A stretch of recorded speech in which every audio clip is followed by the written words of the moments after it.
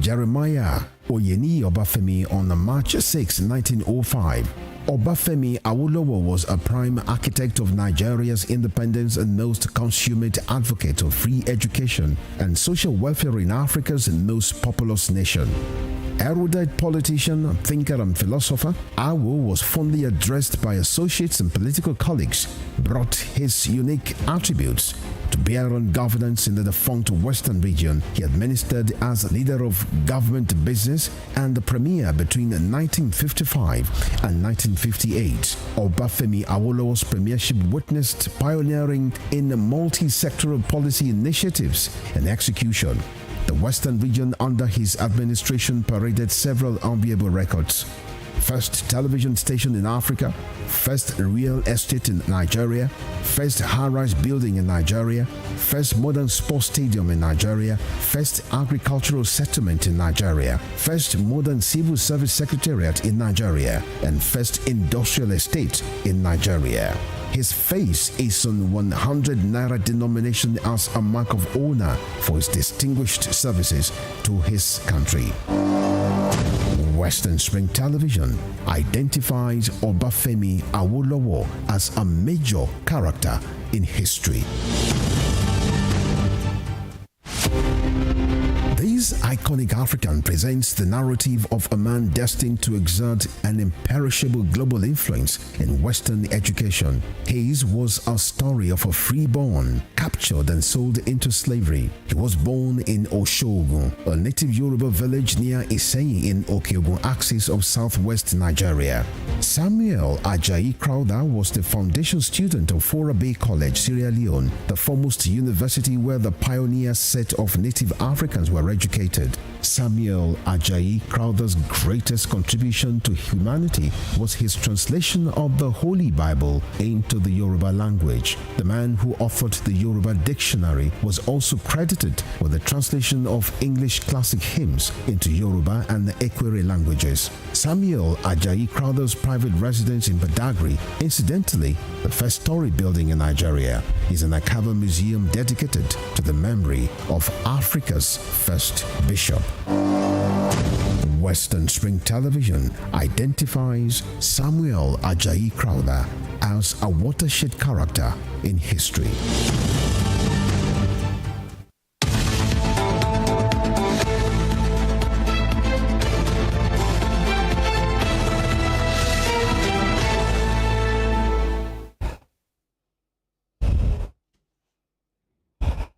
All right, welcome back to the show. Welcome back to the show. It's Morning Spring on Western Spring Television, where we bring it to you as it is when it drops and from where it drops. Again, it's the newspaper review segment of the program where we tell you what is on the faces of the Nigerian dailies, who and what is making the news this morning. Of course, I'm not alone in the studio to meet up around this morning. Thank you for joining us this morning on Morning Spring on Western Spring Television. I'm Timmy Jalaluola. Good morning. Well, like I said, it was supposed to be 2 days before the governorship elections and the Houses of Assembly elections. But unfortunately, last night, some different song coming out from the Independent National Electoral Commission's music house, so to put it, to use that analogy. Now that we start the papers with the Punch this morning. The Punch says, banner headline, INEC shifts governorship assembly polls by 1 week. Commission says despite ruling, 176,000 machines can't be reconfigured before Saturday.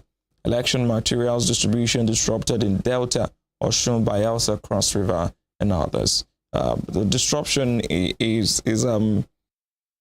worrisome, but the reason for shifting the election is right there as one of the riders.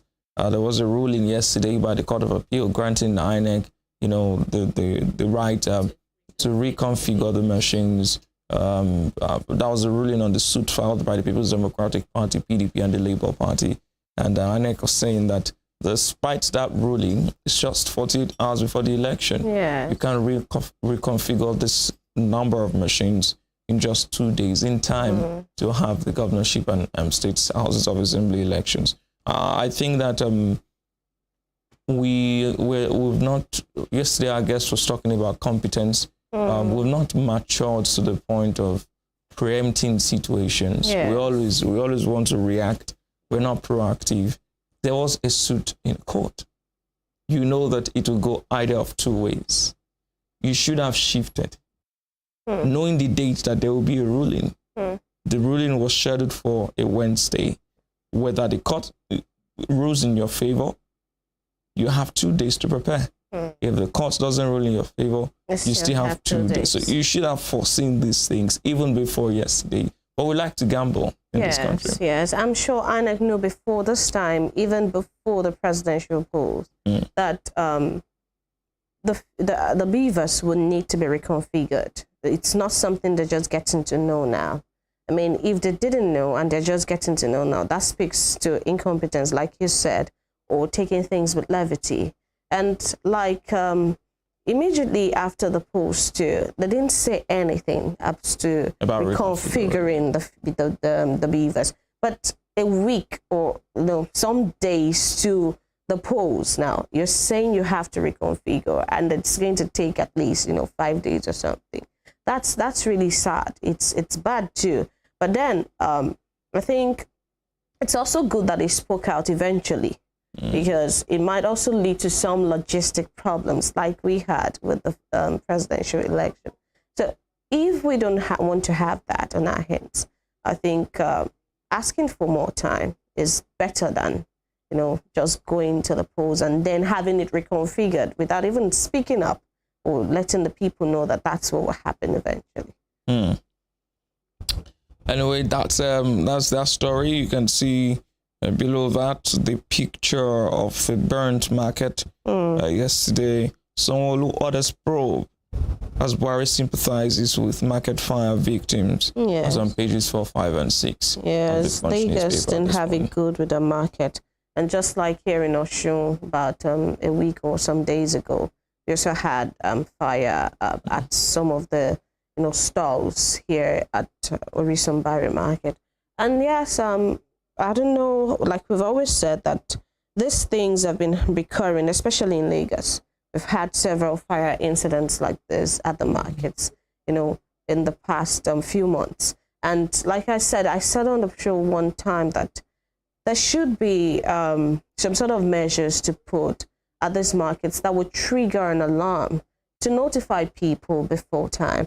I mean, okay, look at all the goods now from this picture. Look at all the stalls, their wares already burnt to the ground before anything was even, done, before, fire service maybe even got there. This ought not be in this time and age. It ought not be. I mean, you've started seeing smoke. Fire service is supposed to have, responded before time. But then the fact that they're now ordering probe, I don't know. It might seem that the fire incidents are not just, random. Maybe something, is looking fishy. Well, I think that it again speaks to the fact that we are more reactive than proactive. Yes. We want to solve problems when we can prevent those problems. So talking about the warning systems, we've not. I don't think, apart from corporate organizations, some corporate organizations, I don't think most places in the country have that fire alarm or warning system. It would be really good if we had them, but we don't. It's going to save a lot. Yes. I mean, I don't think that would cost as much as now having to raise up yourself after things like this. Well, on the 4th page of the newspaper, page 4, Niger, terrorists kill 5 villagers, abduct 53. Some sad news coming from that northern state there. Yes. A roadblock, robbers attack punchman as soldiers extort Ogun motorist on pages 4 and 5 of the newspaper this morning. And Doguwa left out as reps-elect get certificates of return. That's on page 8. Spoke about Doguwa yesterday, the reps-elect from Kano, who is under, fire and on trial for participating in murder and arson. It's good to see that it was left out. That's a very grievous crime that shouldn't be taken with levity, and until that matter is resolved, it should be left out truly by INEC. Elect of the people. Yes. Somebody to represent the people, a figure to represent an area. It's a good action indeed. Well, on page 7, Naira Buhari can be prosecuted after May 29, says senior advocate of Nigeria. Will be interested to see Bola Ahmed Tinubu, who has been announced as winner of the election and will succeed President Buhari, will institute a suit against him. You know, it happened in the U.S. after Donald Trump's tenure. He's been on the fire, has been on trial for a couple of infractions. And it will be interesting to see if that it's not happened in the country for a very long while now. No sitting president has taken former president to court for certain infractions. It has happened at the state level, you know, but not at the federal level. If this would be, I mean, this has been a first of a kind election on so many grounds. Yes. Let's see if it will also be a first of a kind post inauguration or swearing in. Page 33, companies' consumers' taxes rise by 42%. That's coming from the NBS, the National Bureau of Statistics, on page 33 there. And on page 23, very huge. Their taxes rising. We hope that it translates to, you know, social development. Yeah. The long fuel queues ground Abuja, neighboring states, page 23 of the Punch newspaper. And just beside the nameplate, National Assembly female membership drops as 11 lose re-election bid. That's on page 8 of the Punch newspaper. So what could have been responsible for this drop? It might be that these people did not serve their people well, and so they didn't get, you know, certificate of return. Yes. I mean, they didn't get, to be voted back into position. And for some, it's just politicking, you know, failing to align with their usual partners. I know of about a couple or, you know, 3-4 persons whose re-election bid was aborted because of failure to align, you know, and it's sad to see that we're losing the female membership of the House of the Assembly is dropping in this age and time where there's so much clamor for female inclusion in almost everything. Yes. Well, that's all on the Punch newspaper. All right, moving on quickly to the Guardian newspaper. The banner headline says, Court orders BVAS reset as INEC shifts Guber polls to March 18. And the riders, INEC, BVAS reconfiguration, transport logistics first shift by 1 week. Appeal court grants Tinubu access to inspect BVAS for defense. Atiku Obi's request to inspect election materials still in force. Atiku Obi's request to inspect election materials still in force. Atiku inaugurates legal team. Lawyers weigh in on reconfiguration verdict. Lagos court orders INEC to upload results to IREV. NBA tasks INEC to fix BVAS glitches before Saturday. Afenifere, INEC legally declared Tinubu as president-elect. Obi won. Wow, very interesting twist. So we have INEC declaring the result. We have Afenifere declaring their own results of the election. Yes. I mean, INEC seemed to have a different election numbers, you know, the numbers, the statistics from what Afenifere has. But one other important sort of twist to this is the fact that the court has granted the president-elect access to inspect the BVAS for defense. But then Atiku and Obi's request, you know, is still in force. It's still being deliberated upon, maybe, or still being considered. So we don't know. Maybe it might be that because he's now president-elect, or I don't know why these other two people were not granted access to it. They were also granted, you know, but his own suit came later, so he's now been also granted. No, it's in Nigeria, you win an election and you have to defend your election. It's surprising how we run things like that. But then that's the system. The court is always there to, you know, adjudicate on some of these cases. And that's where you hear some people mockingly call some person in Supreme Court this, Supreme Court political office holders, because the court can decide, you know, to favor. Yes, even if some persons will argue that that's not the will of the people But then it's the law of the land, and it's fine now. Yes, technicalities. But this Afenifere is, say, Afenifere is supposed to be Yoruba body, and saying that INEC has legally declared Tinubu as president-elect is interesting to see. But then another of the writers said that lawyers weigh in on reconfiguration verdict. So I guess that lawyers are also concerned about what the outcome of the reconfiguration will be, if it will not impact on the data, on the beavers, on the machines. Yes. Well, then all of this will soon be laid to rest. In a number of months to come, the litigation process will begin proper.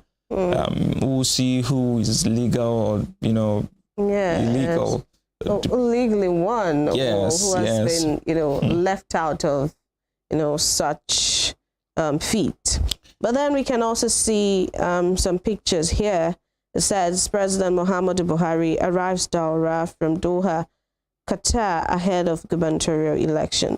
Yes, he's welcome back from that trip. Well, as usual, the president took a trip outside of the country. Yeah, but he's back now. Back, and but then says is in Daura ahead. Yes, he was supposed to participate in Saturday's elections, but fortunately that has been shifted. Yes. All right. So just below that, another picture says that customers remain stranded at. Another picture says customers remain stranded at ATMs in Lagos yesterday. I still had queues, very long queues there, even this morning at the banks. Several banks, almost all the banks on my way here now, they have long, very, very long queues at just few minutes after 6. Yes, the queues don't seem to be abating, and is a very big problem for us as individuals, because in the banks, inside the banks, nothing is happening. Outside the bank, the ATMs, nothing is happening. With your phones, the apps, the USSD codes, nothing is working. Nigerians are basically stranded, and it's very worrisome. Stranded on several levels. The fill queues, the cash queue, and people are really losing sleep at the detriment of their health and all of that. But we hope that the government would just listen to the Supreme Court and take all of these things into action and have people have better life, have it easier than they've been having it in the past. Because they really deserve better. We deserve better. Because this is affecting both the elite, some of the elites, not really all. There are some who can find their way around and circumvent things. But a lot of persons, regardless of the class that you belong to, are experiencing this, and it's very sad. Yes. All right, the bottom strip of the paper, we are in APC, but we'll vote PDP in Nasarawa Guba poll.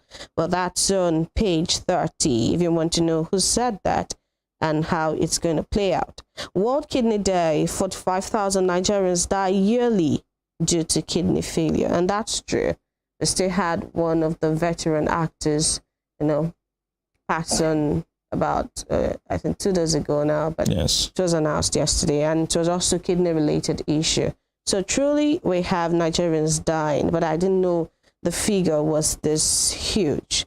Yearly, 45,000 people. 45,000, that's a lot. That's a lot, yes, very scary.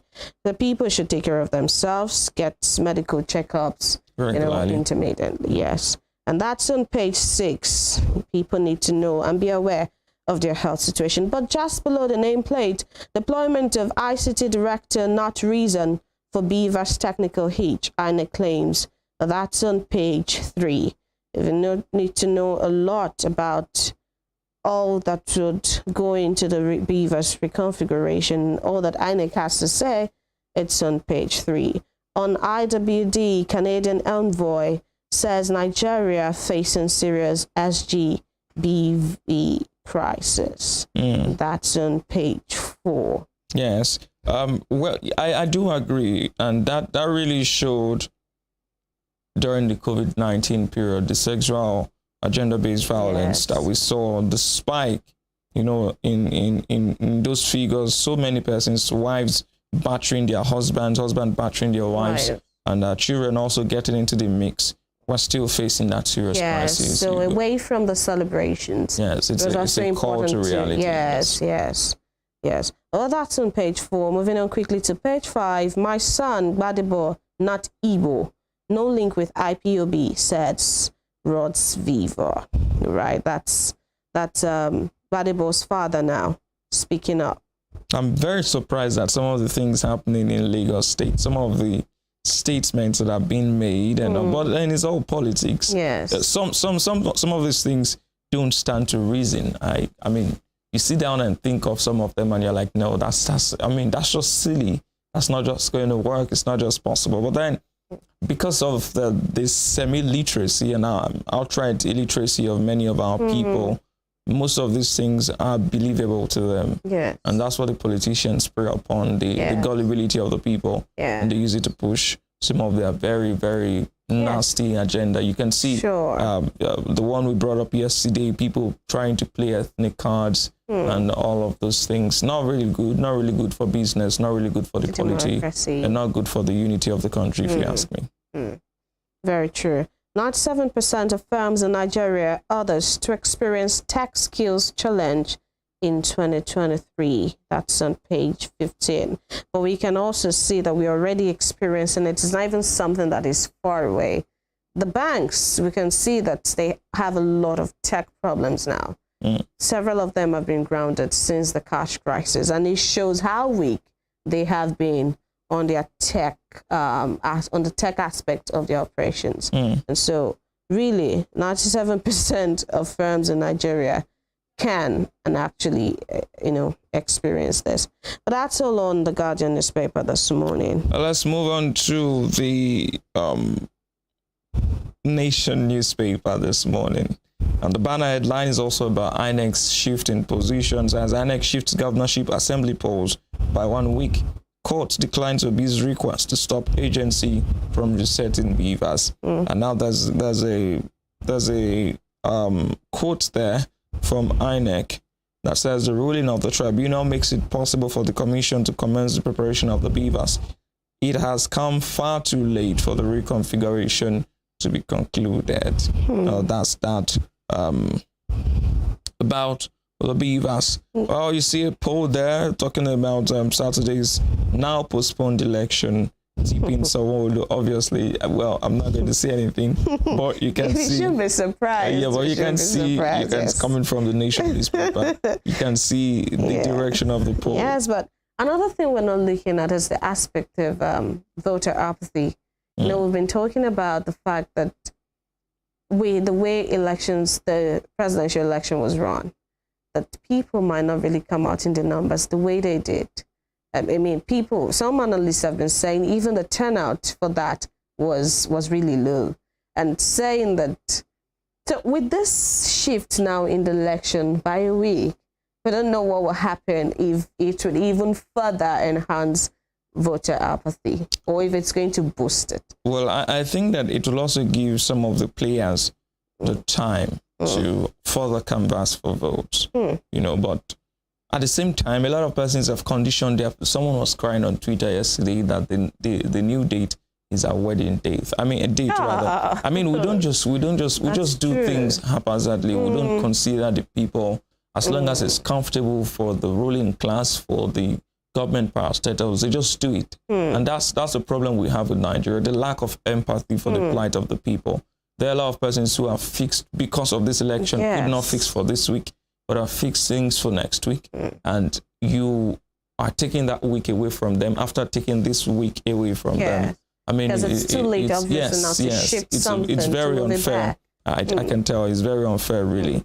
Very unfair. Really, like we said, like we are envisaging now, it might impact on the voter turnout. All right, so away from that story, beside it, 324 House of Representatives members-elect get certificate of return. It was supposed to be 360, but then some issues, some results not been declared yet.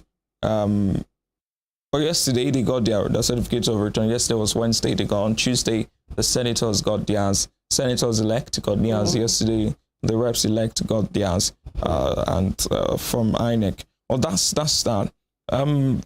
Below the newspaper, the Punch, the Nation rather, Gadzama leads Atiku's legal team. Every political party now is arranging their legal team, putting together men, senior advocates of Nigeria to defend their mandate, both the ones who claim that it was stolen from them and those who say that it was given to them. You know, the winners and the losers have to defend themselves. Or plead their case. Plead their cases, yes. That's it. Well, fire raises shops in Lagos Kano hostel in Anambra. I don't know. It's the cold this season now. It's raining already, and some parts of the country are still dry, and so we need to be cautious. You know, we still need as people to be cautious, and our fire agencies have to be as up and doing as possible. You can't afford to be indolent this period of time. You can afford to not be competent, because you'll be putting the lives of people at risk. You know, yes, you'll be putting the lives of people at risk. Their businesses too. And their businesses, yes, livelihood. Well, below the nameplate, a court chair dumps party for Makinde. That's in Oyo State. Court party, the chairman, and some substantial part of the party structure have now adopted incumbent Governor Seyi Makinde for March 18th election now. Interesting one, actually, because the Accord Party has a very strong candidate, by Adilabo in Oyo State, and it's interesting to see where this puts him in the affairs of the party. But Governor Seyi Makinde seems to be having a tough time. I must tell you, because of his antics, the G5 antics, and the fact that the PDP lost Oyo State to the APC. I've seen a lot of people who belong to the PDP canvassing, campaigning against Makinde, and it's expected. I think that there should be reward for good and bad. If your party has a candidate in an election and you support another party's candidate, either covertly or overtly, and that party wins your state, you should also lose the state as consequence of your behavior. It's common sense. Being served in his own. It's common sense. And I'm sure that's what happened to the likes of Samuel Ortom and Ifeanyi Ugwuanyi. I'm very sure if Wike was on the ballot in Rivers State, he would have lost too. Or if he were contesting for any other position, in Abia State, Ikpeazu also lost substantially. Orji Uzokalo, imagine senator from this area. I didn't know the people watching. Of course, the people are watching. You cannot play personal politics with estates. You cannot play personal politics with a party, the lives of people. And so everybody's angry. Some realignment. This is the PDP Vanguard, who seems to have a large following on Twitter, tweeted against him and campaigned actively for the APC candidate. So now he knows how it feels to be in one party and to campaign for another party. And knows how it feels to be a member of a party whose candidate is being campaigned against. Of course, he does know that he might not have the support of his party at this time. He knows. And then all of the persons who have lost, who are supposed to also show up support for him, would withdraw. I mean, the likes of Fayose, who has said that he's taking a step back. I mean, Fayose was recently in the news lambasting the PDP governorship candidate in Lagos State. I mean, that's a PDP stalwart who has just, stepped aside. So I would love to see Makinde suffer for his actions, but then you cannot tell where the elections will swing and all of that. But at the same time, it still does not leave the fact that he's hanging by but it's right. People have been, now the power belongs to the people. It has always belonged to the people, and now it seems that everyone is waking up to their responsibilities. If you mess around, you have to find out. That's how it is. Yes, the people are wielding that power really strictly this time. They're wielding it strongly, and it's going to stare a lot of people in the face by the time this gubernatorial elections, come and go. Well, government votes 10 billion naira for startups. That's in Osun State. I suppose the digital startup act that was domesticated by the administration of Governor Ademola Adeleke as part of activities marking his 100 days in office.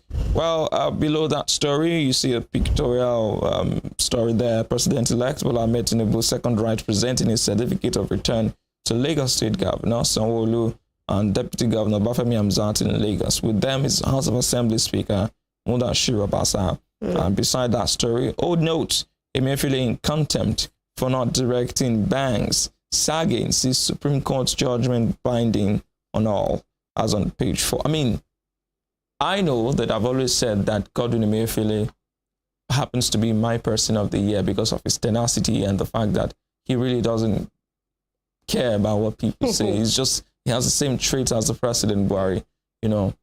But at the same time, we must not set terrible precedents. We must not set a pattern. We must not blaze a trail that is detrimental to the growth of our country. The Supreme Court is the highest court of the land. And it's been dragged in the mud. It's been disregarded. It's been disrespected. I don't know. I mean, there's really no respect for the court anymore, if you ask me. I wasn't expecting anything less because the number one person in the land himself does not seem to give much credence or much importance to whatever it is that the Supreme Court has to say, especially if it's, you know, coming against his own standards or his own will at the time. So he just still does or carries out his will. And severally, we've seen that Emefiele is having the direct backing of the president. Yes. So the president said so in his address. Yes. Said that he has always given his backing. Yes. So we cannot expect anything. Okay. The president has not said or addressed the nation as to what the Supreme Court has said now. It's just only, I think it's fair that we shouldn't expect anything from the CBN. But then it will disrupt the process. It will disrupt the fact that it will cause now people to want to, I mean, in the past, the most recent past, the Inspector General of Police, Usman Baba, the chairman of the EFCC, what's his name now? Mohammed Abdul Rashid Bawa. Both of them have been committed to court for contempt. These are the heads of topmost anti-graft agencies and policing agencies because they didn't obey court orders. There's a lower court, you know. But now the Supreme Court orders are being flouted. And instead of the Supreme Court to take action, you know, the Supreme Court is busy writing, you know, letters, open letters to its critics, asking. I saw that, you know, many weeks ago, and it was distasteful. It was childish. I mean, an individual wouldn't do that. You are a court. Not everyone will be satisfied with your judgment. Going to the faces of newspapers to ask people to desist from criticizing you is very low coming from the apex court. You know, I don't think that was well thought out. And I don't know why it was even put out in the first place. It's also further ridicules the position of the court. So you can see why sometimes you can see, I'm not saying that it should be so, but I'm just saying you can also see the dynamics, or we should call it technicalities. Yes, use their language. Exactly. That is tied to why the Supreme Court is being seen or being sidelined or not being taken for who seriously, they should be. Yes. Exactly. So some of those things, even the Supreme Court needs to position themselves in a place of deep respect. Yes. To the people.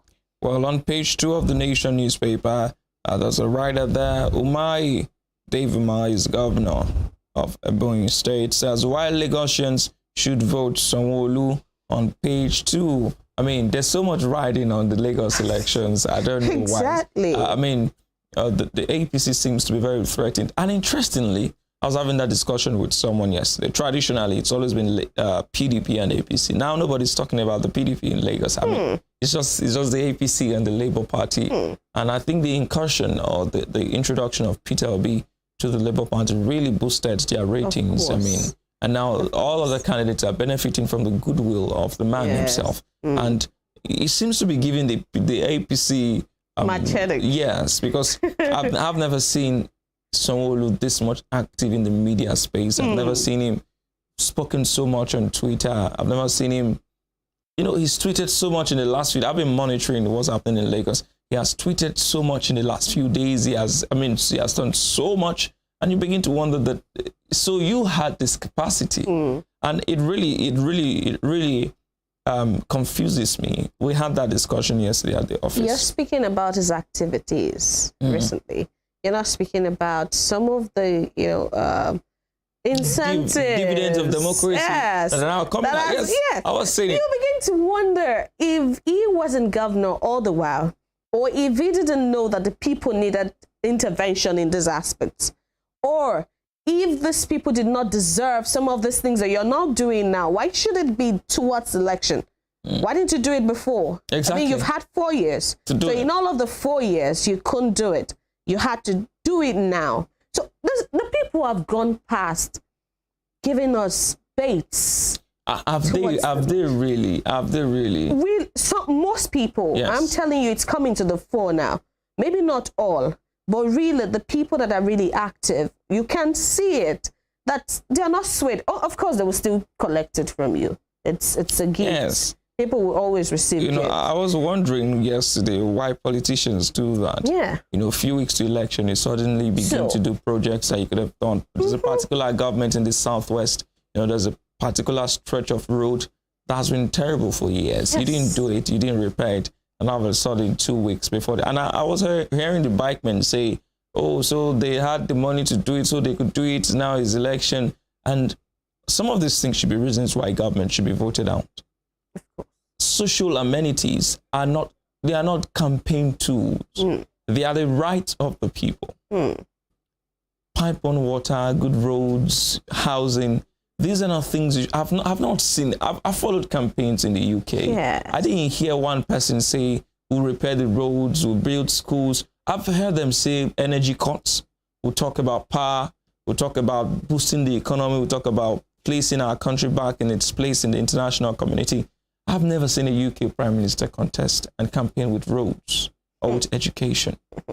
I mean, it's just silly things. And it's interesting to see what's happening in Lagos. The APC is sitting up now, the ruling party. It used to be a power of incumbency, you just know you go into the election and you win. Yeah. But it's different this time. And it's like that across all states. Every person seeking re-election is under scrutiny. Every person seeking first-time election is under scrutiny.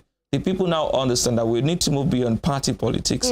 Even if some individuals are in certain parties, unknown parties, if they are seen to have the qualities or the things that we need in leadership, then we'll go for them. That's how it should be. That's how. We've not gotten to the point where we now have independent candidates. We don't have that in our system. I can remember towards, in a build-up to the presidential election, we had APC categorically saying that Labour Party was not a threat. Yeah, it was APC and PDP. But now the APC has spoken more about Labour Party than even the PDP. Exactly.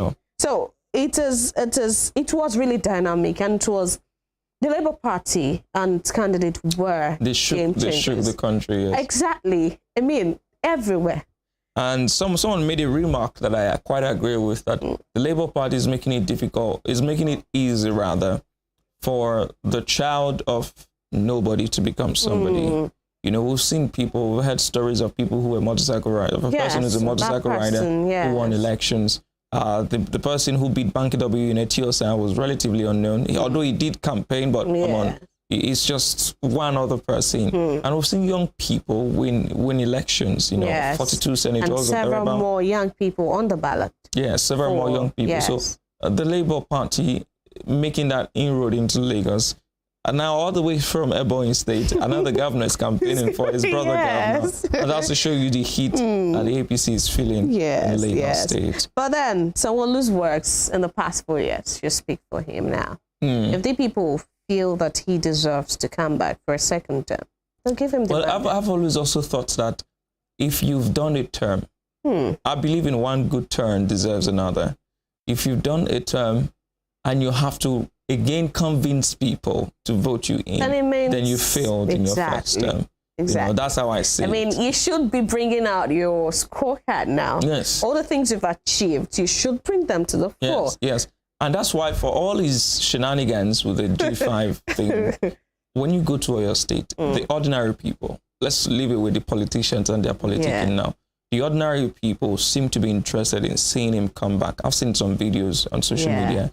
I've seen some market women, the people who really vote, the grassroots people, seem to be interested because of some of his strides, but then he seemed to have, outlived his goodwill with some of his antics. Then let's see how that goes. If it were left to your pedigree or your good your works first alone, you should have an easy ride. They would have had it easy. But now we cannot say. I would have loved to see it play out in 2 days' time, but now everybody... But then I still think that it's good that he's been put on his toes right now. That he now really cannot sleep. Exactly. Because in advanced countries, even when you've done good things, you really need to convince people to give you back the mandate to do something different. So your campaign the first time has to be, the second time has to be different from what you campaigned with. I've done this. If I come back, I will do this. This is what I would do. Not that. So we really need to. I love this election. It's really interesting. I've seen a lot of reports about some people kneeling down to beg, in Delta State. The daughter of the current governor, Ifeanyi Okowa, I've forgotten her name now, is contesting for House of Assembly. After the election and the Labour Party won that state, she was seen kneeling down and begging us, please help us to beg your children to vote for us. I'm not saying it because of a particular party. I'm just saying that the people seem to have been, awakened. Everybody's now alive to the fact that we've been allowing these people to take us for granted. Now we can. If you could paint a picture of Governor Sanwo-Olu right now, it would be of a man running helter-skelter. Yes. Just going up and down from different places, visiting people, sending emissaries. Of course, if Mahi is campaigning for him, we might not have seen. Yes. So there's a problem. Really. And it's a very good problem for the masses, because now everybody wants to participate. So like you said, the power had always been with the people, but the people were not wielding the power. So they've started to wield it. Not everyone is wielding it yet, but they're going to get there. Yes, and that's why I think that this election, like I said, is the first of its kind for many people. 2027 will be very interesting because I expect some persons, including Peter Obi, to maintain the momentum and then give it another shot, really? Like that too across board, but across the country it's been a roller coaster. Sitting governors losing senatorial bids, sitting governors having their candidates lose in elections, past governors having their look at Osun State, for instance. The 13 National Assembly seats, 12 now, was swept by a particular party. It has never happened. It has always been shared, and that shows you that the tide is turning. For some parties, they are having it bad. For some, they're having it good. And for some parties, they're having it encouraging. But the people are getting involved. And that, for me, is the positive, is the takeaway from this election. We're still talking about the election on the Nation newspaper. Page 5 says, President-elect inaugurates legal team. And the quote there says, defend my mandate. I don't know why we are defending mandate, why we're challenging mandate, but then it speaks to the electoral process. I think in other parts of the world, we may not have been there, but we've seen it. We've seen how elections were conducted in the US. It was somehow marred by claims of hacking and rigging and all of that. But the person who lost took it in good faith and said, I will come back. It's declared for 2024 officially. I will come back. And then you don't have to go to the courts because it's good for democracy if you were voted out. But if you feel that, I didn't see Joe Biden immediately constitute a legal team and say, get ready to defend my mandate. No, you don't do that. Away from that, page 28, Tinubu hails Marshall speak as G24 director and don't truncate power transition. NSCI warns. That's all on the Nation newspaper this morning. All right, moving on quickly to the Daily Trust. The banner headline: Why we postponed governorship election? INEC commission gets nod to reconfigure beavers. Tinubu Atiku granted access to election materials. Buhari arrives Daura for polls. But I think the president will have to go back to his Abuja. place. Well, yes. he can take the week off, just rest. Yes, he could do that. He has always touted himself as wanting to leave a legacy of free and fair elections, and I think to him he's doing that. This may be a good time for him to rest. Well, I don't think INEC has gotten it right. The people might be turning up for elections now. Something might have been rekindled in the hearts of the people, but with the electioneering process and the body, something is still a bit off, and we need to get that right too, for the people to have full confidence to head out to the polls. When we have good electioneering process, it will ginger the people, those who get, millions come out to get their PVCs, but you see even lesser millions at the polls. Yes, you see them responding to see the videos. The figures very low. For instance, in Osun State, 1.9 total registered voters, 1.9 million, 1.2 collected PVCs, but at the end of the day, only 730-something thousand cast their votes. It's not good for the polity. Imagine a state having, let's say, 1 million people voting out of 1.9. A lot of persons just get their PVCs for official purposes. I need to do something. You need a means of identification. All right, just below that story, bandits kill 6, abduct many in fresh Niger attack. Well, we shouldn't allow the polls to take away our security measures in the country. The people should not be left at the mercy of bandits. And the president and all other agencies should still be at the top of these issues. People need to be protected at all costs. At all costs, yes. Presidential poll aftermath, and a CIA cautions against incitement. And that soon, I really can't get the pages clearly. And I don't know if you can help me with that. Oh, well. You're setting me up, so we'll just move on to the next story. All right, 4-year-old boy's genitals, tongue, eyes removed in Abuja. It's very sad story. So we're still having these issues of organ trafficking, if you like, and they are terrible. I've always wondered. I was at the police headquarters many years ago. I think that's where my apathy for the hearing or showing the police headquarters began. I went there to see a number of men, 2 men, who were arrested for having dismembered the girlfriend of one of them. They dismembered her and put her part in a sack. And the sack was opened and the part were poured out. And since then, I've never really wanted to go to that place. I've always wondered how a human being will be comfortable to butcher another human being. With the cries of that person, don't you? So let's move on. It's unimaginable, really. Yes. Now, the bottom strip of the paper says, Naira, CBN's non-compliance with Supreme Court verdict contemptuous. Yadudu Falana. Those 2 lawyers have said that. Yes, even the common man, should know that. Yes. If the Supreme Court, the highest court of the land, has said something, and the presidency is silent. And the president is silent. The Attorney General of the Federation is silent. The commissioners of justice in all the 36 states are silent. Where does that leave the apex court? The court becomes a laughing stock.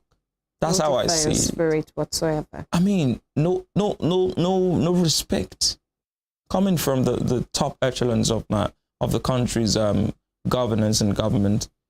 If you're disrespecting, it's just a matter of time before companies and individuals begin to disrespect, the court. Some months ago we heard how much the country was owing in judgment debt. The country is not even obeying damages awarded against it. It's not giving the money out. So it begins from the the small, on the streets, they say, now from clap, that they enter dance. You start clapping first before you begin dancing. If you could disobey the little ones about the payment of damages, yes, then it's only a matter of time before it gets to the And just like point. You're talking about little and big, I think we're not really looking intrinsically at the problems. We don't obey. Some of those people don't obey any court. Yes. I mean, you don't have to get to the Supreme Court before you have to obey the issue of that Suki Sambo readily comes to mind. Yes. There was an ECOWAS court ruling. There was a high court ruling. Disobeyed. A court should be sacrosanct. I mean, they've given an order. Follow it strictly. I mean, the ordinary man doesn't have that luxury. Yes. But CBN, the presidency, the presidency, attorneys, the attorney general, the commissioners, like you said, we'll be fine in this country, yes, or not. We'll try to be. One of the bottom, just below the nameplate, Atiku charges Gazama 18 other SANs to reclaim mandate, meets IBB. Okay. Everybody's laying claim to the mandate. That's good. Okay. Well, this should be Atiku's list of SANs now. Yes. 18 of them. 18 of them. NCAA moves to review civil aviation regulations 8 years after. Well, the last story on that, NAF strike kills pregnant woman, 2 teens in Kaduna. And just before we leave, we have 115 schoolgirls of FGC Baninyari still in captivity, and a student of Bethel High School, Pajama, still in captivity. Oh, well, that's where we leave it on the papers this morning. NAF strike kills pregnant woman, 2 teens in Kaduna. Another mistaken bombing from the Nigerian Air Force. Very terrible. Happened all through the year, most part of the year last year. But then we'll go on a break now. When we come back, we'll bring our guest on to talk about some of the legal confusions in the country at the moment. To stay with us.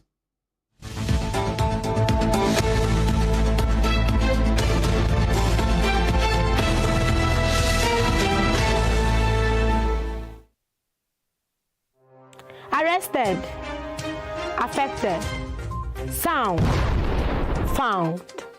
What do we see? What do we say? Flowing from a spring. A fact A to Z. Check and confirm. Ever is pounding current events. Traveling down from the business gist to the globally arising happenings, to the sports news, to the bittersweet infos. Guided transmission, even diffusion, vast and fast, detailed facts are fled. Within seconds, nuggets of words that flew across borders are fired. Stories short and long, wrapped in bundles of words, broken and dissected as it is, except misheard. This is the news as it is.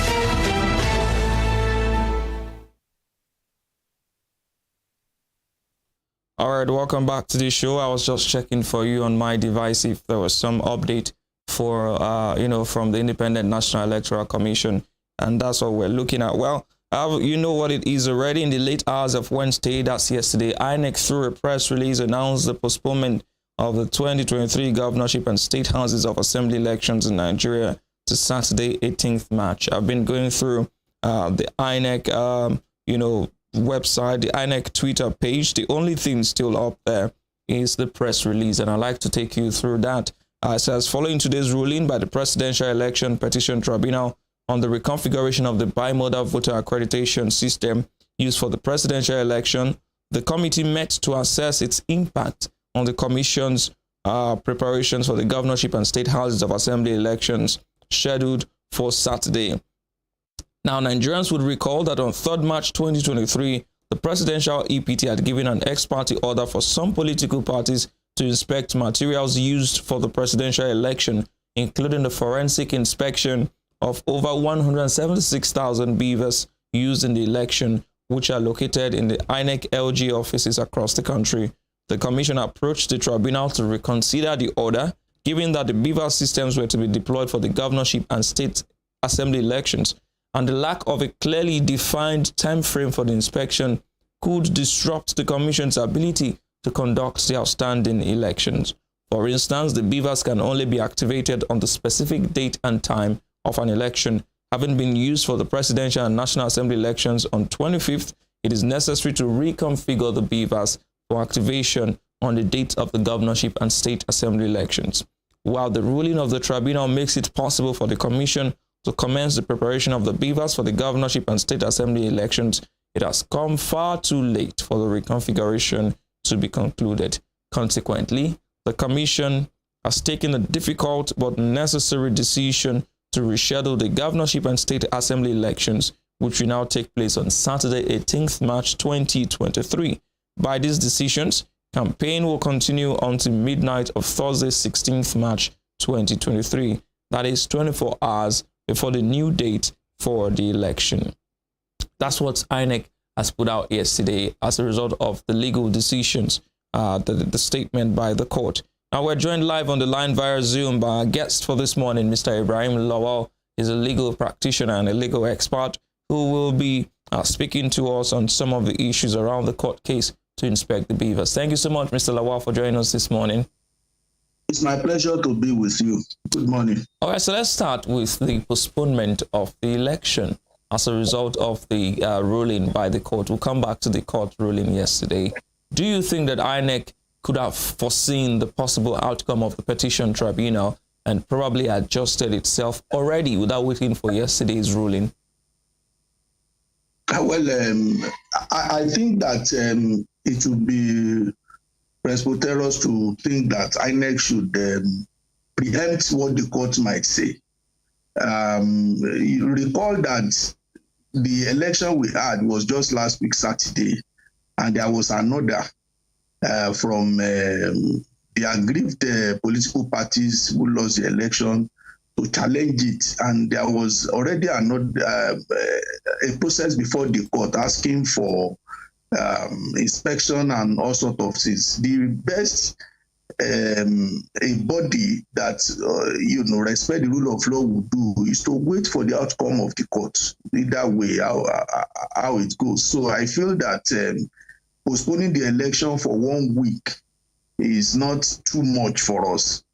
You recall that even in 2019, election was also postponed, due to certain unforeseen circumstances. I think that the circumstances under which INEC operates now accord with common sense that they should postpone the election. Me, I foresaw it because I know that INEC will have to do 1 or 2 preparations before they can go ahead with the election. If there had not been that application to the Court of Appeal regarding the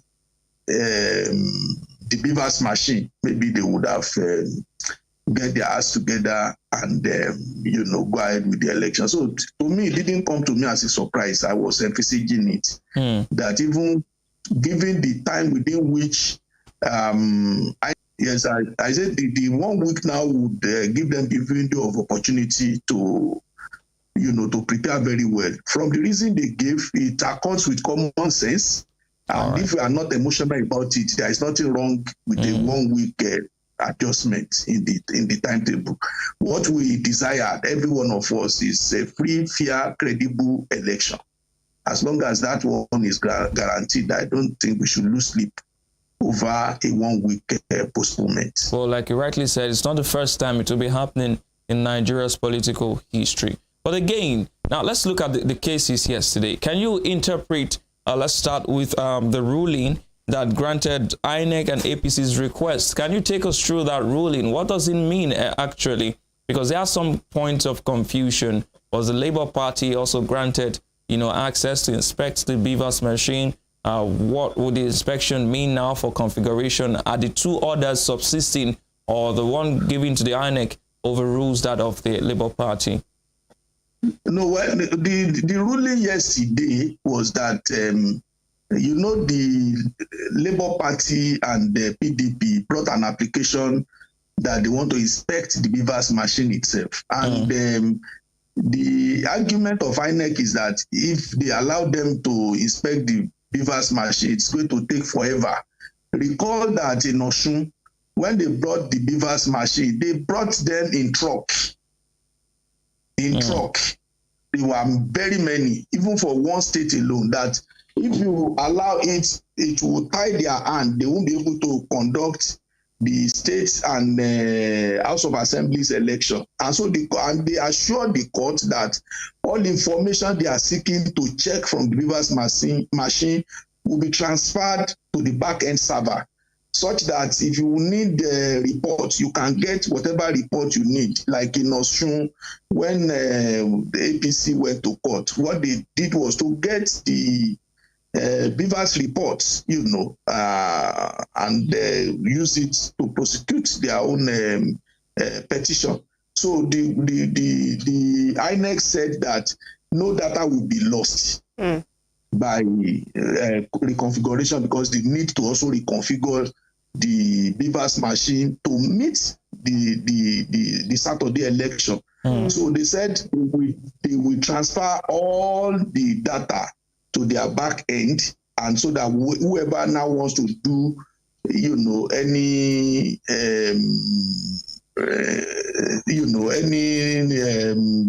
thing or needs will be free to do that. And I think that is that accords, with common sense. So what the court granted was the inspection of all materials, whether from ECH A, ECH B, ECH C, all those electoral materials that they needed to prosecute their case. They also allowed them the opportunity to also get certified true copies of even reports of BVAS and every other processes or document they need, in prosecuting their case. So what court granted was the opportunity to do what they want to do, which is provided by the Electoral Act. They have a right to inspect. But what the court now says is that your right to inspect should not impede the work of INEC, because they still have an election, to hold. You cannot say because you want to inspect. And you say, and when you look at even their application, it does not also state the time limit within which they would, finish the inspection. So it will mean that they will be there forever and won't be able to, conduct, governorship and House of Assembly election, which can create a legal or constitutional problem for us, because the governors, the state House of Assembly signed 4 years, 4-year tenure. And so if the tenure ended and they have not conducted any election, it is going to be a constitutional issue. Who will now hold forth in those states and even in the State House of Assembly. So that's why I commend the decision of the Court of Appeal that they weigh all the options and to the line of, constitutionality. All right, truly, indeed, INEC has said that the data on the BVAS will be secure. But do you have the confidence in INEC or in that statement that indeed the data would be secure and not be manipulated in any way? Well, the reality about it is that INEC has given its words, and if data is manipulated, the thing about manipulation is that when you manipulate, you give a room for further, suspicion. You recall that when in Osun, when BVAS report was given to APC, and they came about with this synchronized BVAS report, we were able to also show the discrepancy between the synchronized BVAS reports and the one they claim to have gotten from the BVAS machine. So I don't think INEC will lend themselves to be embarrassed once again. So let us give them the benefit of the doubt. And what is more, whatever figures or whatever data they are storing, don't forget that those informations are already on the IREF. They have uploaded, the results to the IREF. People have the copy of the results. So if whatever they manipulate is different from what was, posted on the IREF before, it is going to expose them. So I want to give them the benefit of the doubt that they are going to do what is right. Then what will be the interest of INEC to wanting to manipulate data in this instance? So I feel that in the circumstance, the best they can do is to store data so that we can also go ahead with that election. There is we must put emotion and sentiment apart in issues of law and elections.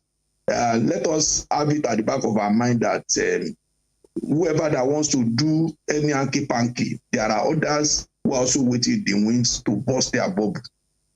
So I have implicit confidence that they are not going to do anything to tamper with the data. Then if you look at within this short time that they will have to release, and you know that when you make an application for documents from INEC, the law says that they must make it available within 14 days. So what kind of manipulation can anybody do within 14 days before they release those documents? And don't forget that those documents have been applied for since last week. So the time within which to do whatever manipulation would have been against them. Because it is a matter of law, you have to make it available within 14 days of the application. So I strongly believe that they won't want to do anything that would affect their own credibility. They also have a name to protect. They also have an institution to protect. And I hope and I know that they will not want to do anything that will tarnish their image. Let us have belief in our system. It does not matter which side the pendulum swings, but we must have implicit confidence in our institution to deliver the best for us. That's what I feel. All right. Still speaking about the beavers. I mean, what's your assessment of the activity or the operations of the beavers? Do you think that the beavers is really the way for us to go as a nation in our electioneering process, considering all that is attached to it? Definitely is the way. If you look at this election, it has reduced these bogus figures that we always see around. Beavers have been able to separate the wheat from the chaff. Beavers is a game changer as far as I'm concerned. If you are not captured by beavers, you cannot vote, and that is why you see. The kind of figures we see in the past, how much votes we get from Kano and other states. And we seem to have lost him. All right, but we seem to have lost Mr. Lawal, but it was a very interesting question you asked him there. And I was trying to see how he would have reacted or responded to it. But the truth is, people don't have. The truth is that the confidence that we have, that people have in INEC, has taken a hit, especially regarding the inability to upload the results on the IREF and all of that. Well, we'll take another break now. When we come back, hopefully we have Mr. Lawal joining us back on the program. To stay with us.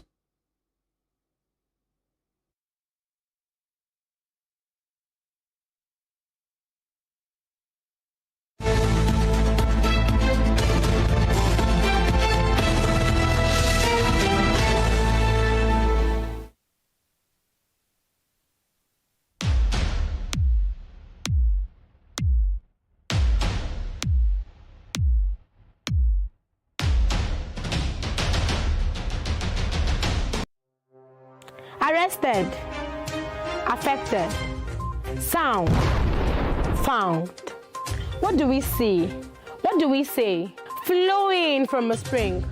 A fact A to Z. Check and confirm. Ever expounding current events. Traveling down from the business gist to the globally arising happenings, to the sports news, to the bittersweet infos. Guided transmission. Even diffusion. Vast and fast. Detailed facts are fled. Within seconds, nuggets of words that flew across borders are fired.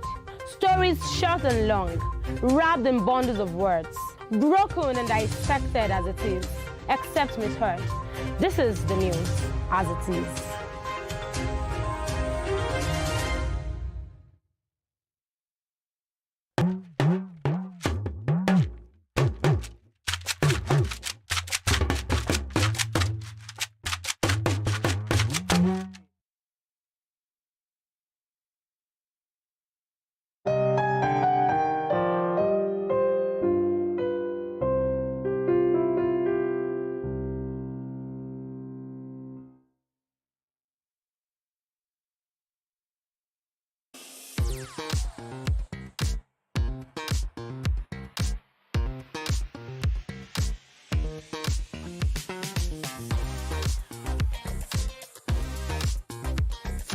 Turn it up! It's the Wild Wild West, and Western Spring Television is pulling out all the stops to make sure that you don't miss out on every of the fun and happenings around you.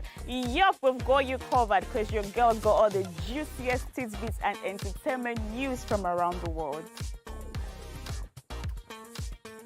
Cross over to the chocolatey side of entertainment. Join me, Chocolate Cassie, on Eccentric as we take you into every bit of the juiciest news, fashion, music, movie updates, and other trending conversations. Together on the show, we'll get personal with your favorite celebrities via phone call, Zoom, or even live here in the studio. Eccentric will be shown on your TV screen on Western Spring Television, channel 190, only on StarTimes.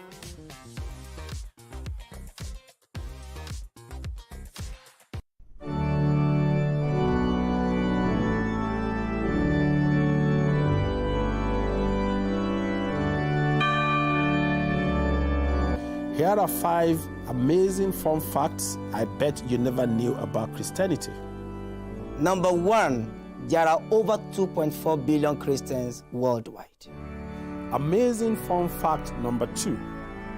The Bible is one of the best-selling books of all time, with more than 100 million copies sold every year.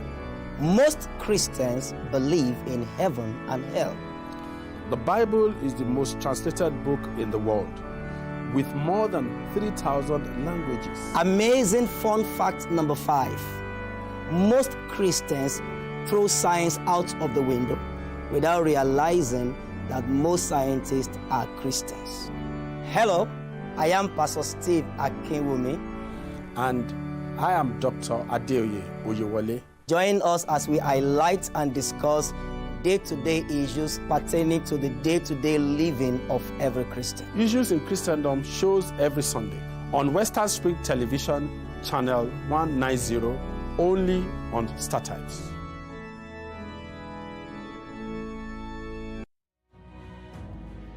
According to the words of Michael Forbes, one who never asks questions either knows everything or nothing. Watch me as I ask the questions you think no one wants to answer. Even questions it appears no one has got the guts to ask. My name is Femi Adefila, and I've got the gut. Let's ask the pertinent questions and watch as we get answers.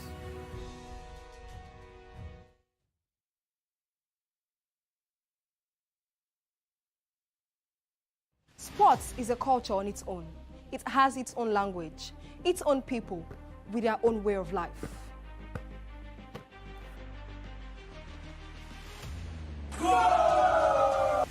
The world of sports is never void of actions, stories, dramas, and scandals. I guess you need a sports show that can walk the walk and talk the talk. On this show, we answer all your sporting questions.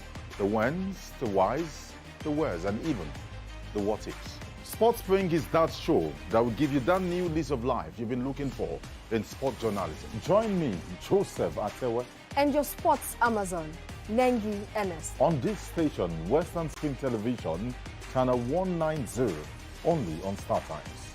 Let's talk sports. Let's speak the most universal language of the world.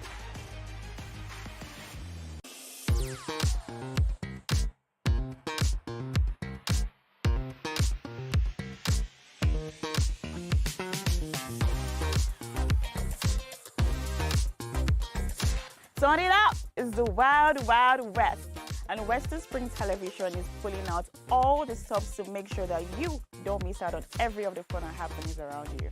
Yup, we've got you covered because your girl got all the juiciest tidbits and entertainment news from around the world. Cross over to the chocolatey side of entertainment. Join me, Chocolate Cassie, on Eccentric as we take you into every bit of the juiciest news, fashion, music, movie updates, and other trending conversations. Together on the show, we'll get personal with your favorite celebrities via phone call, Zoom, or even live here in the studio. Eccentric.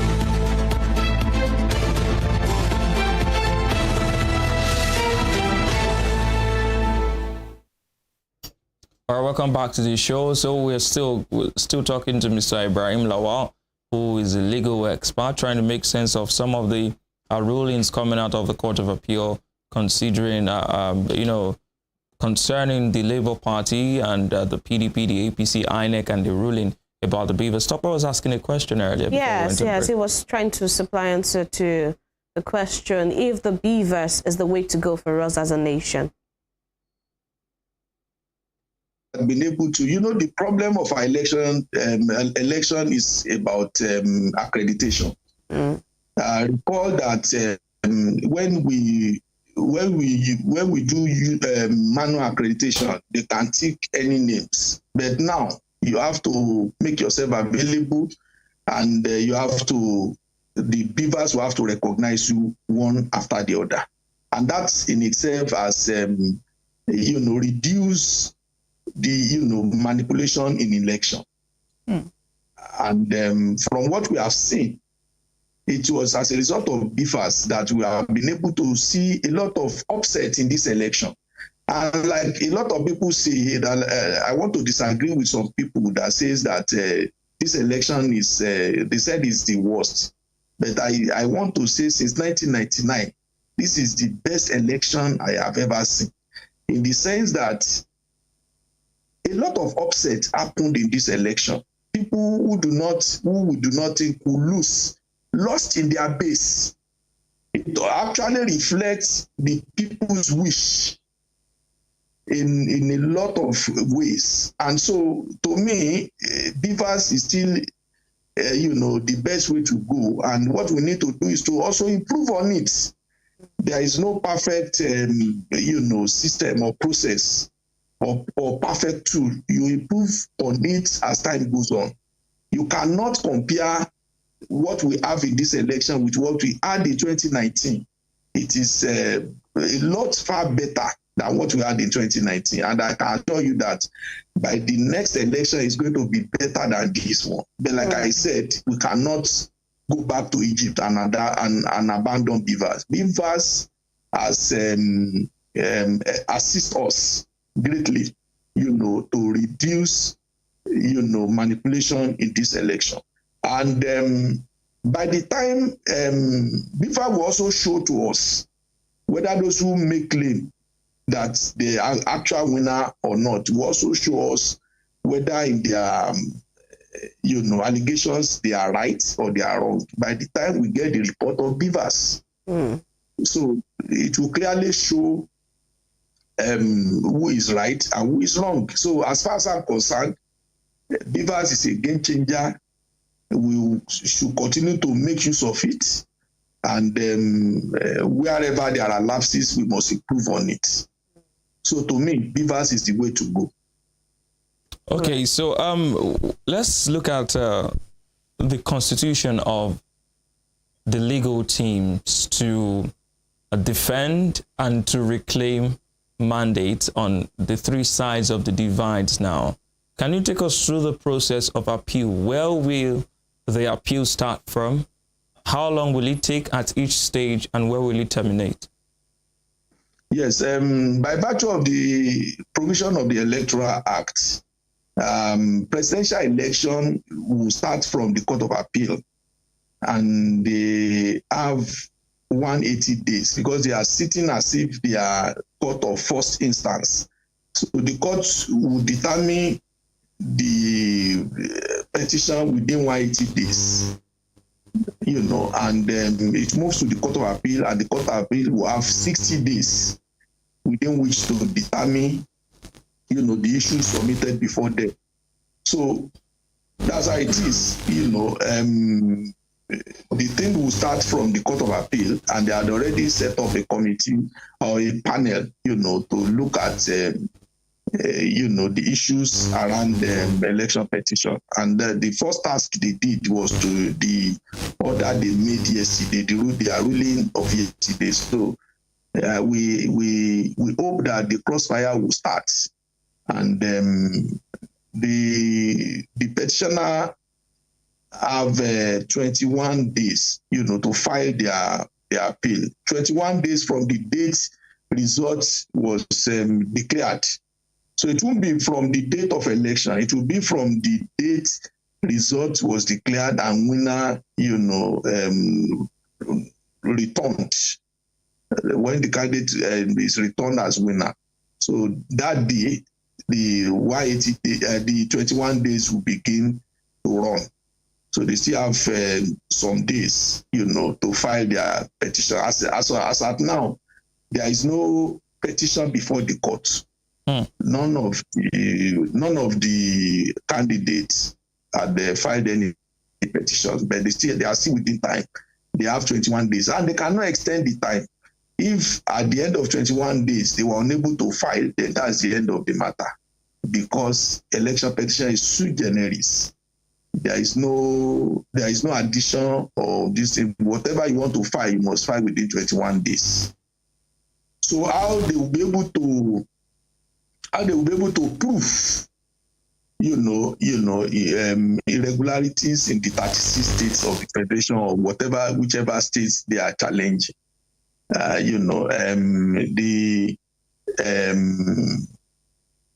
They will decide which of the states they want to challenge, but they cannot challenge less than 10 states each if they want to make a way. Like Peter Obi that had 12 states, 11 states plus FCT out of 36 states, and the Atiku with 12 states. They have equivalent task, to challenge. Yes. You said something about they can challenge more than 10 states or less than 10 states. Is that constitutional? No, they say, I didn't say they can challenge all but the thing is that where you win, you don't challenge that election. That's what I'm saying. And that if you want to challenge, you can only challenge other places where you lose. That's what I'm trying to drive at. And so if you have won 12 states, and so you are left to challenge 36 states minus 12. That's about 24. 23 states. So within 180 days, I want to know how you'll be able to do that kind of. And 180 days is not just for you alone. The petitioner had 2 weeks now, to prove his case. I don't know. It's a Herculean task for the petitioners, and the respondent will have opportunity to defend. The party will defend, the candidate will defend, and INEC too will defend. So even if those ones have 10 days, so out of 180 days, so it's a Herculean task, but there is nothing God cannot do. And with the expertise of those that have been appointed, let us see how it goes. And one interesting thing about it is that, that will be the first time Beavers will be on trial at the national level. So let us also see the revelations that comes out beyond the social media, revelations we are seeing. Let us also see in concrete terms whether those allusions made to certain figures and victories are real or they are just a conjecture. We want to know. So it's going to be an interesting legal firework at the Court of Appeal. All right. So having judged this particular election as one of the best since 1999, what angles do you see these aggrieved parties coming from to show the grievance? I mean, at the court to file or to, tender their case now at the courts? What angles do you think they're coming from? Well, what I have heard and what I have read so far was that the INEC failed, to transmit the results, not even the what do you call it, or the accreditation.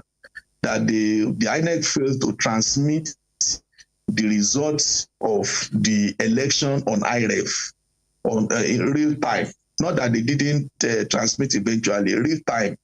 Those are their grievances. Some people also said that in some places, voters were prevented from voting. I don't know how widespread that allegation is, so but let us wait. I cannot, in all honesty, I cannot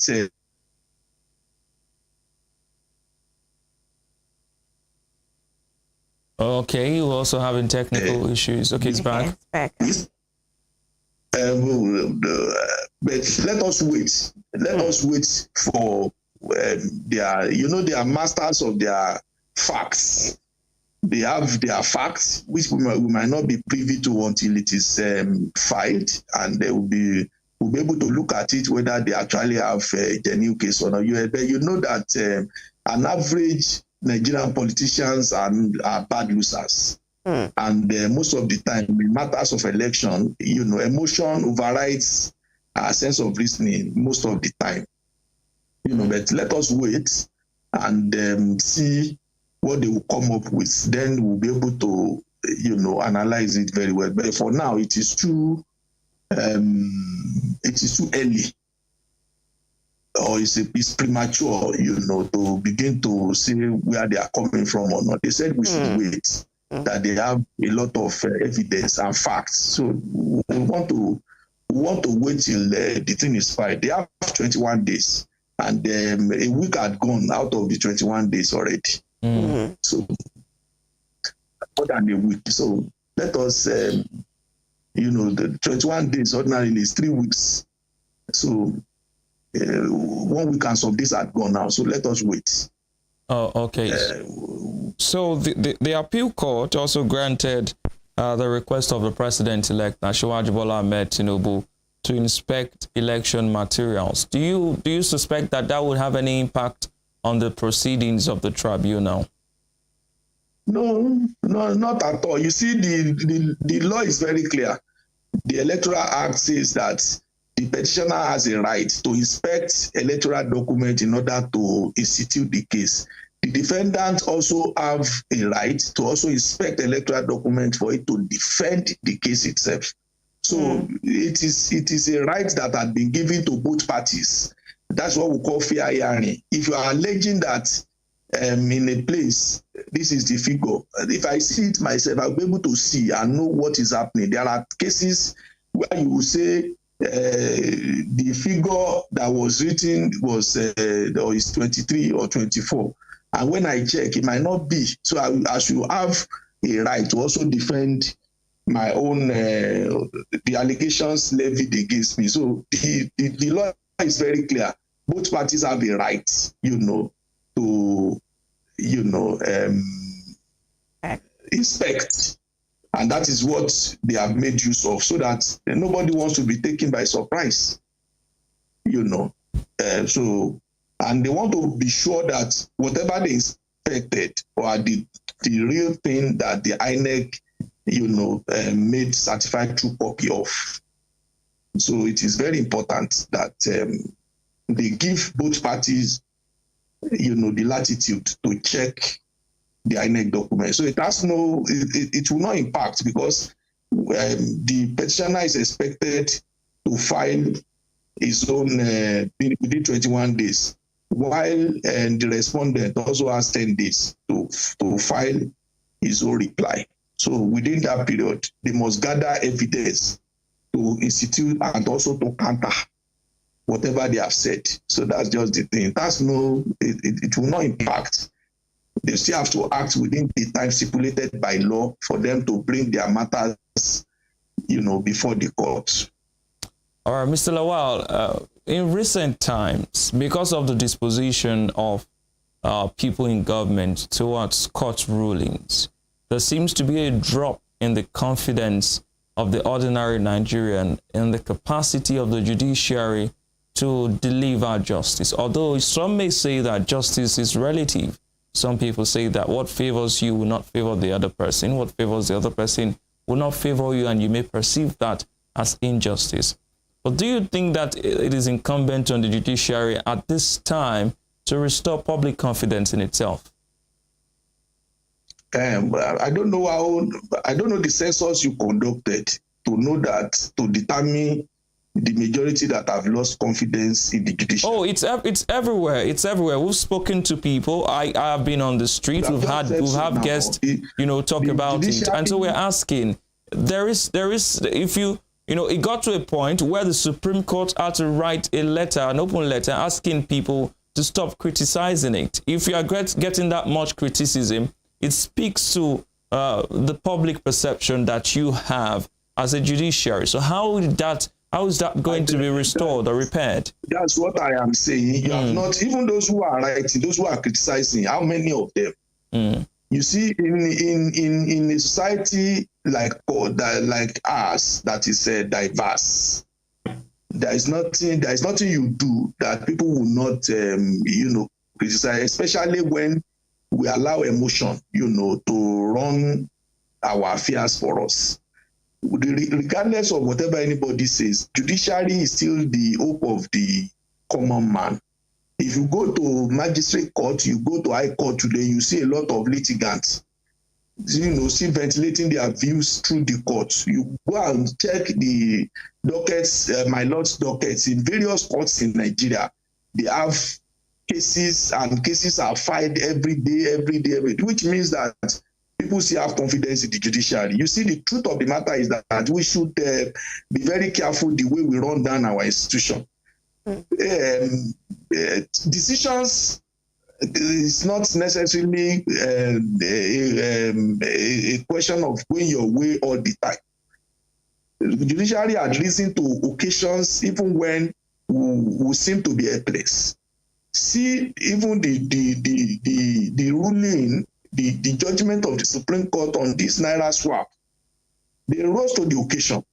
It's now left for the federal government to abide fully with the decision of the Supreme Court.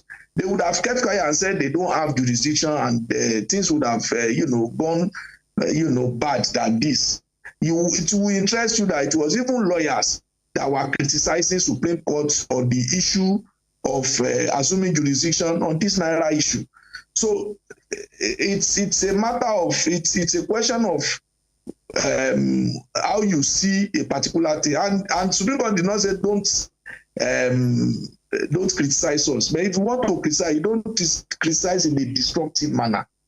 You cannot be criticizing the judiciary in a way that will also expose them to danger. There had been criticism of Supreme Court. You can write, and criticize judgment of Supreme Court. But the way and manner people now go about, criticizing anything that has to do with court, particularly when it did not go their way, it's alarming, and we must be very careful about what we do. When people lose, when they lose in court, they will attribute it to the judges collecting bribes. Why we are not saying there are bad judges?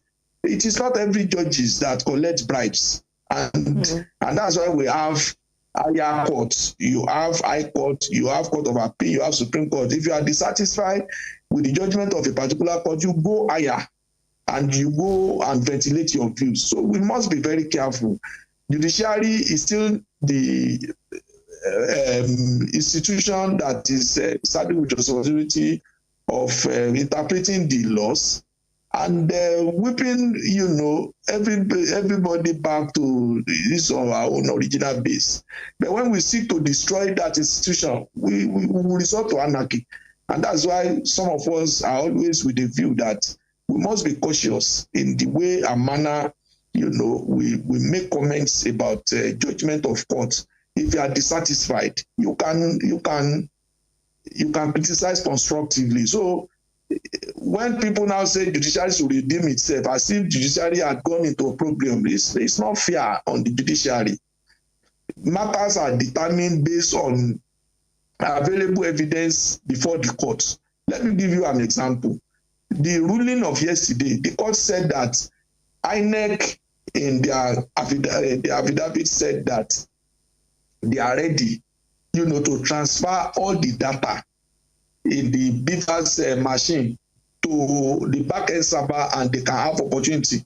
And there was no counter affidavit to that effect. INEC also said that the period within which they want to inspect BVAS are, open-ended. There was no specific time, which means that they are going to be there ad infinitum and won't be able to organize election.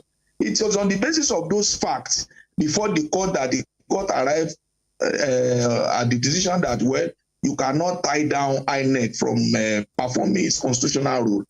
So most of the time, issues are determined based on the evidence before the court and not what the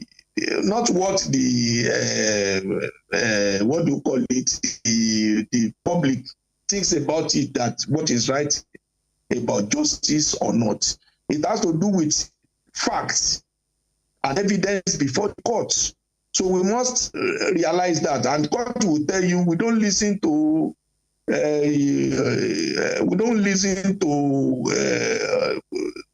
public gossip or opinion. We look at facts before us. So we have a role to play in ensuring that our institutions are not destroyed, so that we don't, degenerate to anarchy. So I hope, and I am sure, based on the evidence that will be before the court will live up to the expectation and do what is right in the circumstance. All right. Thank you so much, Mr. Ibrahim Lawal, for joining us on the show this morning. It's a legal practitioner who joined us live via Zoom all the way from the capital city of Oyo State, Ibadan, to give his opinion. Thank you so much for joining us. Welcome. It's my pleasure.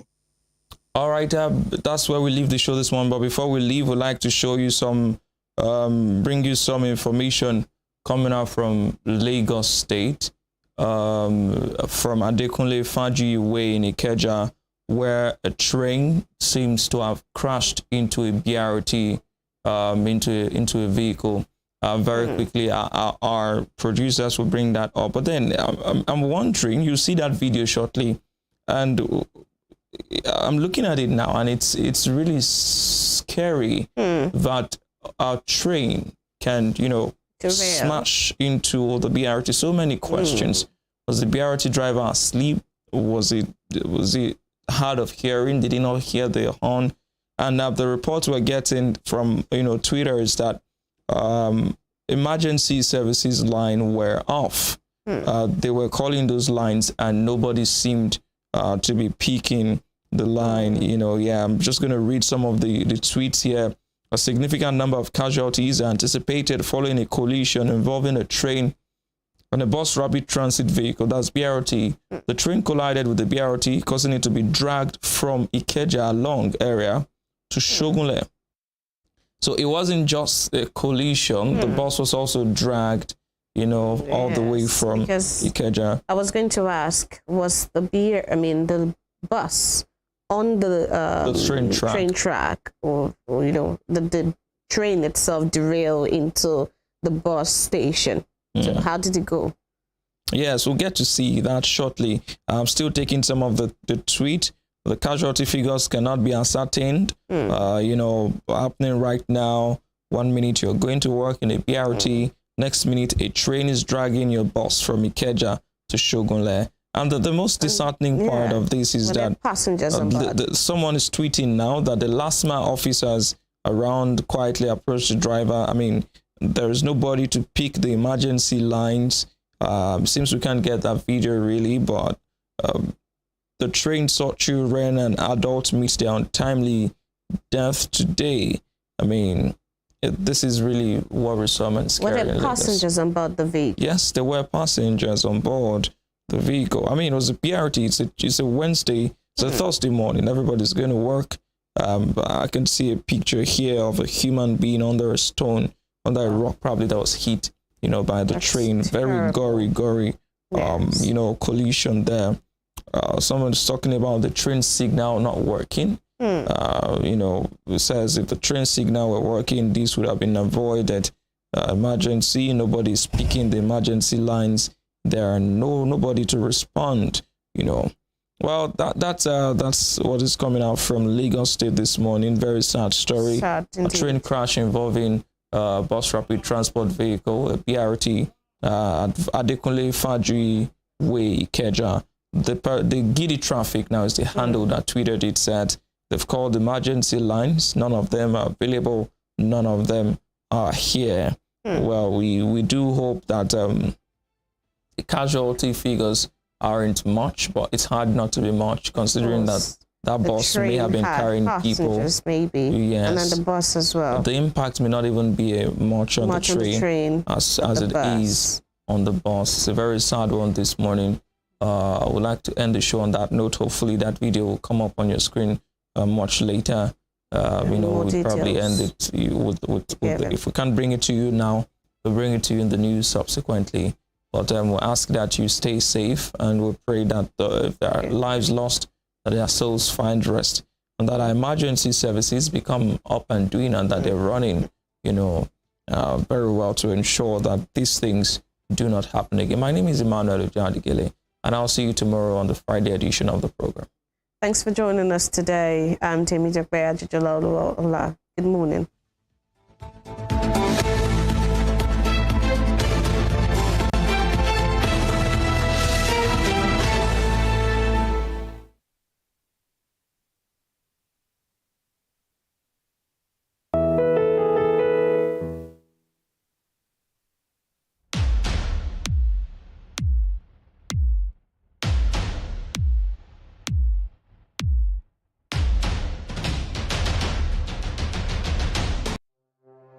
Arrested, affected.